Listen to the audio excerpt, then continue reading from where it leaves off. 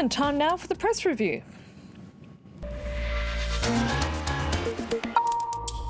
And we're joined here in the studio by Solange Moujan, who's spent the last few hours scanning what's been making headlines across the world. Hello, Solange. Hi, Annette.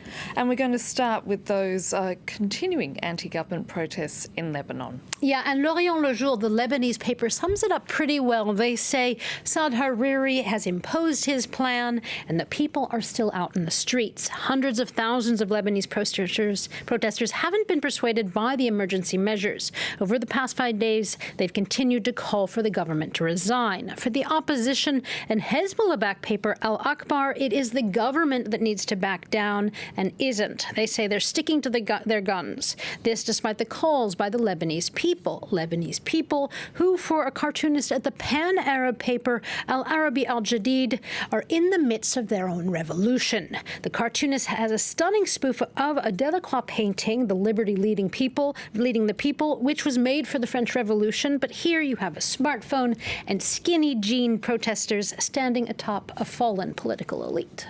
And turning now to the French press, which is also discussing these protests, but perhaps in a typically French fashion, in a more sort of existential manner. Yeah, they ask, why is the world boiling over? That is the question Le Parisien aujourd'hui en France asks today in reference to the protests in Lebanon, also in Santiago, Barcelona, Hong Kong, and London over the past weeks. And the paper wonders what is behind all of this unrest. They map out the many cities where there have been movements, and the Parisien says inequality is at the heart of all this, as well as a feeling by the people that they aren't being heard. Now, this common thread of inequality and frustration, of being ignored, is also on the front page of the editorial of La Croix. For Guillaume Goubert, this worldwide anger is due to two things. First, he says it comes from social injustice and inequality, but also frustration towards politicians because they are either corrupt or they haven't been able to enact social change. And social issues and politics sort of merged together in a rather theatrical way in Northern Ireland yesterday. This is after last-minute efforts by politicians there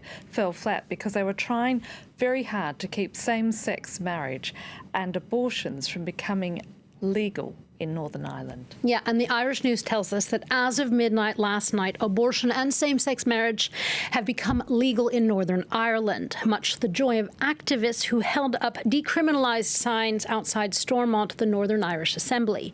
But attempts to debate the issue beforehand and to block it have glared a shining light on the state of Northern Irish politics. That's according to the Irish News in its editorial. Stormont hasn't convened for over 1,000 days, a stalemate between unionists and Irish nationalists. And for the Belfast Telegraph, on a political level, there was, quote, pantomime going on within the chamber. The paper in its editorial called the efforts to reconvene and to stop liberalizing one of the world's strictest anti-abortion laws a farce, not just because of the issue of abortion, but because of, quote, theatric stunts, squabbles, and storming out that was on display in the chamber.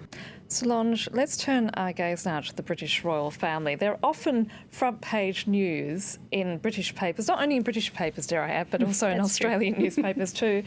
But today there's a sort of added scrutiny.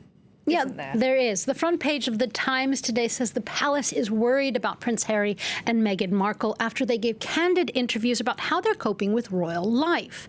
Now, the prince says he is constantly managing mental health issues, and his wife says she is also struggling emotionally with the attacks that she's received in the press. Now, this isn't just about royal gossip. The Times says there is a general shift going on here in society, one that is also in display in regards to Brexit, they say, between those with a, quote, stiff upper lip, or those who keep calm and carry on, and those who belong to a, quote, generation emote, or young people willing to speak candidly about their feelings and how they struggle with psychological things. Yes, indeed. It's an interesting story. And with the inauguration of the Japanese emperor taking place earlier today and a celebration still continuing in Japan, it is indeed very much a day about royalty.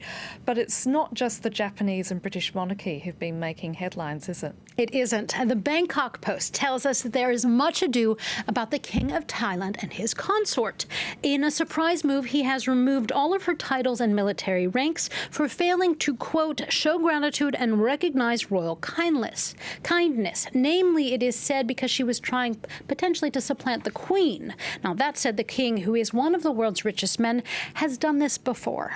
His second wife fled to the U.S. Their children were disowned. His third wife was also banished from court. Now it's the consort's turn, so we'll have to see if the Queen, the fourth wife, fares better. Finally, Solange, you found a rather fascinating article about an American man who said his beer belly was not his fault, and now he has science backing him up. Yeah, they have backed him up, according to the Independent. They tell us about a 46-year-old man who was pulled over for driving while intoxicated, except he said he hadn't had anything to drink. They took him to the hospital, where they found that he had a rare condition called auto-brewing syndrome. Now, essentially, he had a fungal growth in his gut that was producing yeast, so things that he would eat would naturally turn into alcohol. Now, this was possibly caused, he says, by an antibiotic that he took years earlier. But Beer Belly Man was treated with antifungal therapies. It stopped the growth, and he's fine now, which means he can be sober or drunk as he chooses. Indeed. Thanks for that, Solange. And if you want to take a look at the stories we've just been talking about, you can, of course, head to our website. That's france24.com. And that's it for this edition.